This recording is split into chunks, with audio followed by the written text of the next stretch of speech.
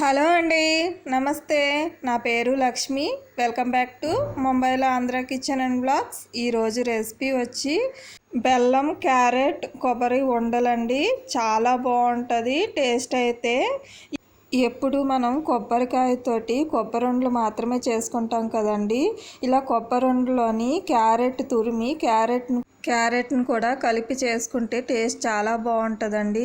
ఇలా నేను చెప్పినట్టు కనుక చేసుకుంటే చాలా టేస్టీగా జ్యూసీగా చాలా బాగుంటుందండి టేస్ట్ అయితే. దానికోసం మనం ముందుగా స్టవ్ మీద పెనం పెట్టుకొని 3 స్పూన్లు నెయ్యి వేసుకోవాలి. 3 స్పూన్లు నెయ్యి వేసుకున్న తర్వాత బాగా వేడెక్కిన తర్వాత ఒక కప్పు క్యారెట్ని ఇలాగా తురుముకొని తీసుకోవాలండి. క్యారెట్ని ఒక కప్పు క్యారెట్ వేసుకొని బాగా ఫ్రై చేసుకోవాలి. పచ్చివాసన పోయేంత వరకు, లైట్ బ్రౌన్ కలర్ వచ్చేంత వరకు ఫ్రై చేసుకుంటే చాలండి.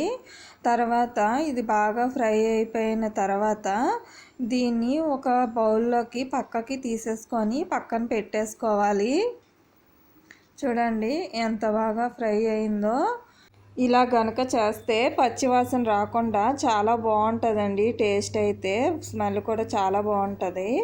అలాగే ఒక స్పూను నెయ్యి తీసుకోవాలి. మళ్ళీ ఒక స్పూను నెయ్యి వేసుకొని బాగా హీట్ అయిన తర్వాత 1.5 కప్పు కొబ్బరి తురుము బాగా తురుముకొని వేసుకోవాలండి. నేనైతే కొబ్బరి తురిమే దాంతో తురుముకొని ఇలాగ వేసుకున్నాను. 1.5 కప్పు వేసుకున్నాను. తర్వాత దీన్ని బాగా ఫ్రై చేసుకోవాలి. కొద్దిగా లైట్గా ఫ్రై అయ్యేంత వరకు, లైట్ కలర్ మారేంత వరకు ఫ్రై చేసుకుంటే చాలండి. ఇప్పుడు దీన్ని కూడా తీసేసుకొని ఒక బౌల్లో తీసుకొని పక్కన పెట్టేసుకోవాలి. మళ్ళీ అదే ప్యాన్లోని 3/4 కప్పు బెల్లం తీసుకోవాలి. మీకు బెల్లం ఎక్కువ కావాలనుకుంటే ఇంకొంచెం ఎక్కువ వేసుకోండి, లేదంటే 1/2 కప్పు బెల్లం వేసుకోండి. నాకైతే 3/4 కప్పు సరిపోద్ది. అందుకని 3/4 కప్పు వేసుకుని కొద్దిగా నీళ్ళు వేసుకున్నాను. బెల్లం ములిగేంత వరకు వేసుకుంటే చాలు. ఇప్పుడు దీన్ని బాగా కరిగించుకొని ముదరపాకం వచ్చేంత వరకు బాగా మరిగించుకోవాలండి దీన్ని. ఇందులోని ఇసుక అయితే లేదండి. మీకు కనుక ఇసుక ఉన్నది అనుకుంటే టీ వడకట్టే దాంతో వడకట్టుకోండి, బాగుంటుంది. తర్వాత చూడండి, ఇక్కడ ఇలా చేతితో చూపిస్తున్నాను. తేగపాకం వచ్చేంత వరకు ఉంచుకుంటే చాలా బాగుంటుందండి. జ్యూసీగా ఉంటుంది. అందుకని నేను తేగపాకం వచ్చేంత వరకు ఉంచుకున్నాను.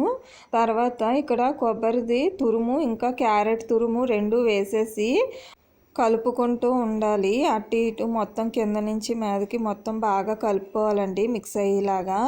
తర్వాత 5 నిమిషాల పాటు మీడియం ఫ్లేమ్లో పెట్టుకొని కలుపుకుంటూ ఉండాలి మొత్తం ప్రాసెస్ మొత్తం. ఒక 1/4 టీ స్పూను యాల్చీ పౌడర్ వేసుకోండి. చాలా టేస్ట్ అయితే బాగుంటుంది, చాలా బాగుంటుంది. స్మెల్ కూడా చాలా బాగా వస్తుంది అనమాట. అయితే తర్వాత బాగా కలుపుకోవాలి. ఇలాగే మొత్తం అంతా ఒక 5 నిమిషాలు అలాగే మీడియం ఫ్లేమ్లో పెట్టుకొని కలుపుకుంటూ ఉండాలండి. ఇక్కడ చూడండి చాలా బాగా వచ్చింది జ్యూసీగా.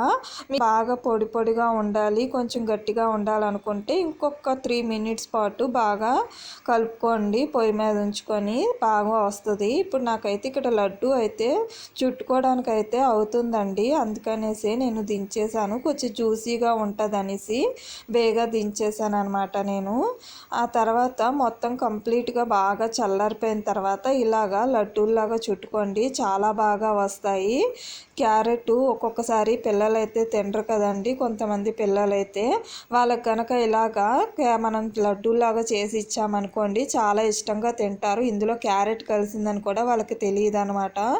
మా ఇంట్లో అయితే మా పిల్లలు మొత్తం ఒక్క రోజులోనే కంప్లీట్ చేసేసారండి. మొత్తం ఖాళీ చేస్తారు. అందుకని మీరు కూడా ట్రై చేయండి. ఎలా ఉందో తప్పకుండా కామెంట్ చేయండి. ప్లీజ్ లైక్ చేయండి, షేర్ చేయండి, సబ్స్క్రైబ్ చేసుకోండి. Thank you for the watching. Bye bye.